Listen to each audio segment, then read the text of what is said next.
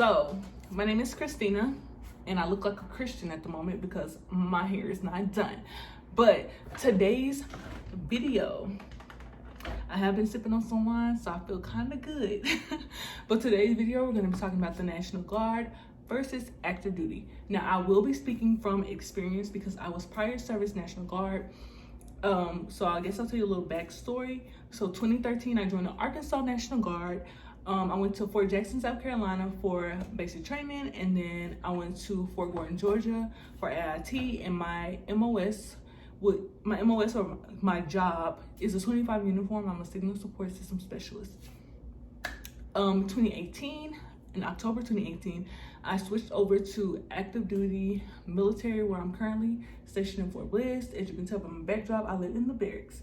So we're gonna start off with AIT and basic training because that's what I just finished talking about. AIT and basic training, everybody, National Guard, reserves, and active duty, we all go to the same basic training. We all get the same training. The only difference is when we're done with AIT, we will go to different places. So reserves and National Guard, you'll go your home of record. Mine was Arkansas, like I said before, so I went back home to Arkansas. With active duty, you go with the needs of the Army.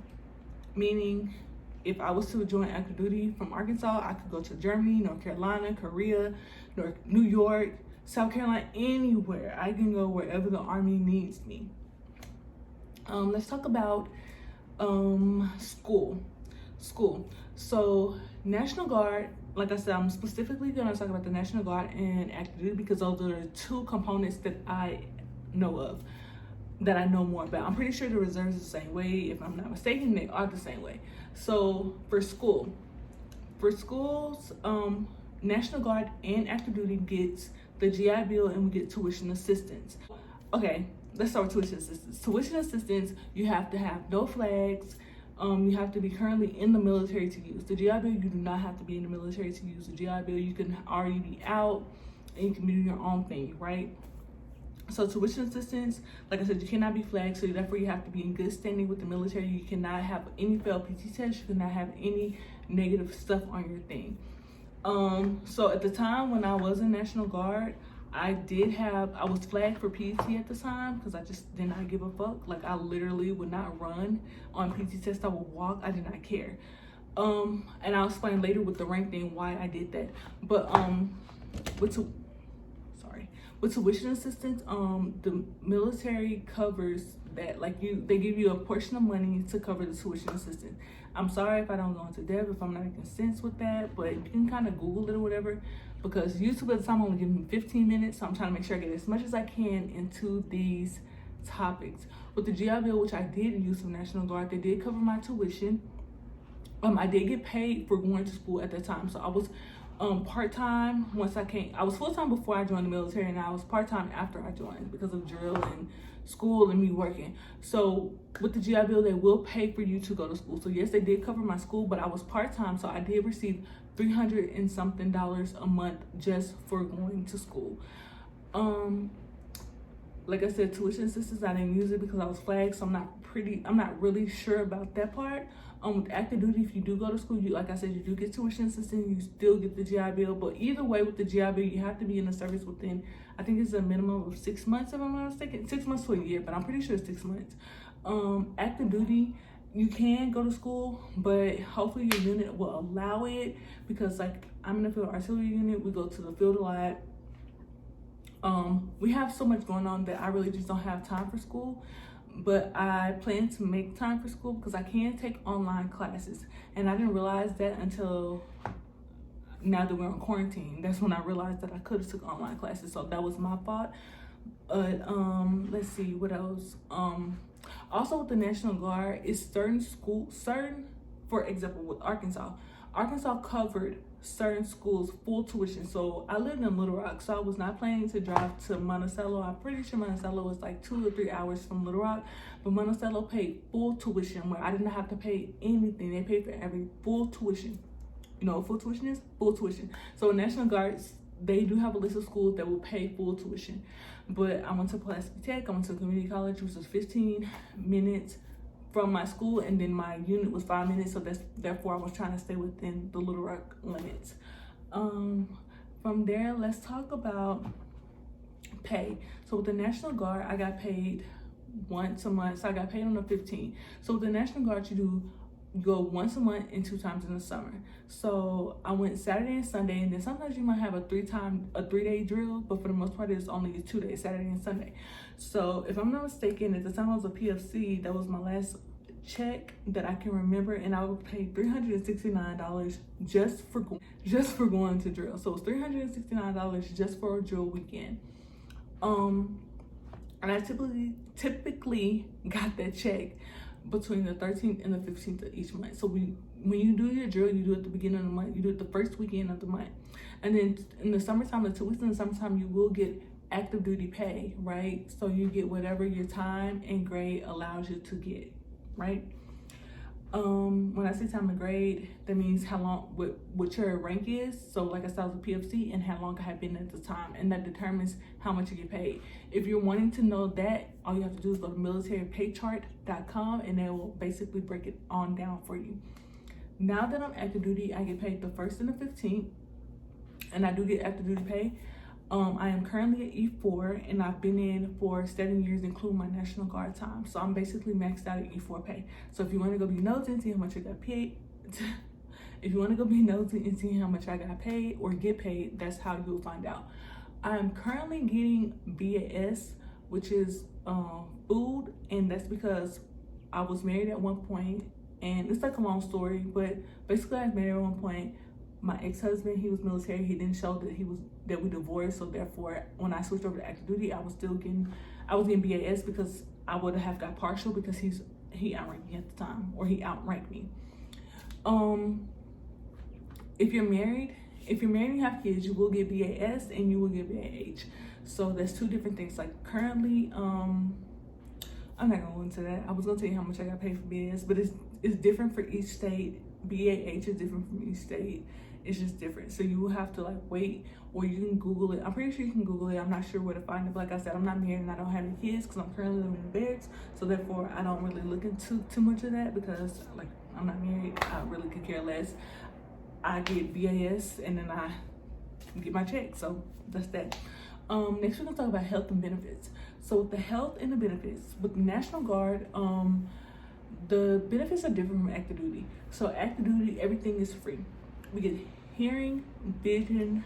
I'm sorry if I'm talking weird because I'm a retainer, but we get hearing, vision, dental, and health. And with health, if I broke a leg, I would get a surgery for free.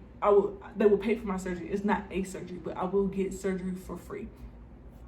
If we don't get any of this stuff checked, like the hearing, because we have like a little on AKO, they let you know, you have to go make sure all that stuff is green. So you will get in trouble if you don't get your hearing, your vision, and all that checked. They want you to stay on top of your stuff. We get shots. If you know anybody in the military, we get shots after yin yang. We get so many freaking shots, it's crazy. So basically all that free. If you have a spouse and you have kids, they get all that free. I'm certain that dental is different, but I'm not for sure.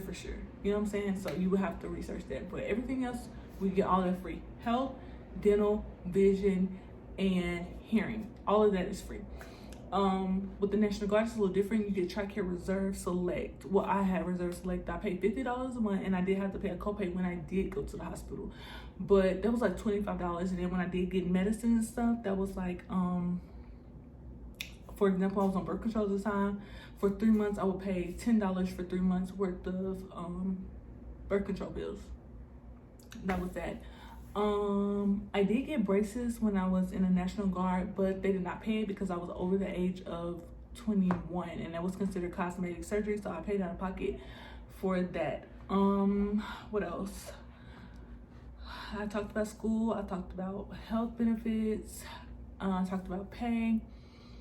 I'm just gonna say this: if you're joining the military for school, I say that you should join either the National Guard or the Reserves.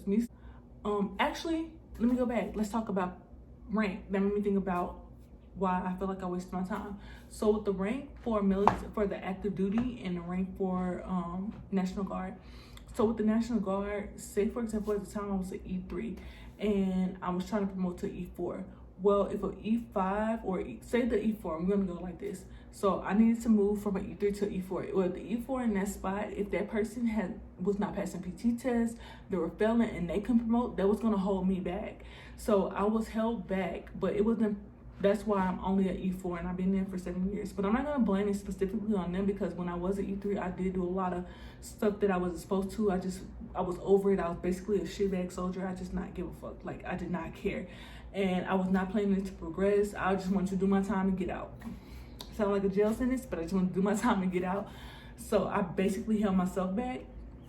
But once I did finally get my E4, it was the E6 that was holding the slide. Yes, I was E4, and the E6 was holding the E4 back, because it was the E5 that was able to promote. I was able to promote, but that E6 was not able to promote. So because he couldn't promote, the E5 couldn't move up, and then I couldn't move up. So it was just like a lose-lose. So yeah, but with active duty, it's based on you.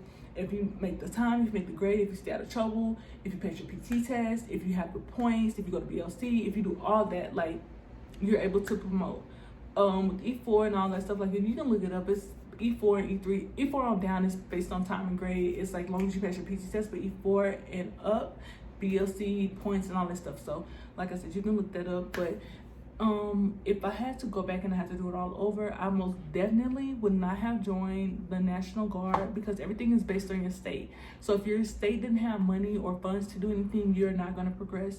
For example, my first drill, I graduated AIT in October, so I missed the November drill. So December, we did not do drill because Arkansas did not have money to sponsor those drills, so I did not do a drill. But yeah, so because the National Guard is based on state funding, like, the state paid for me to be a part of their clique, to be a part of the National Guard. The reserves is totally different. They're based on federal as well as the active duty. So yeah, but if you all have any more questions, be more than happy. I would be more than happy to answer any questions. Just to clarify, y'all, I'm only doing military videos because I'm stuck in the barracks,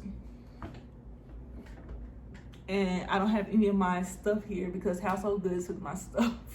We were supposed to deploy, so I don't have anything going. I don't have any Wi-Fi. I don't have nothing. I'm just stuck. So if you have any questions, please ask. Most of my videos from here on out will be military related, but my video, I want to be mostly what the heck am I talking about?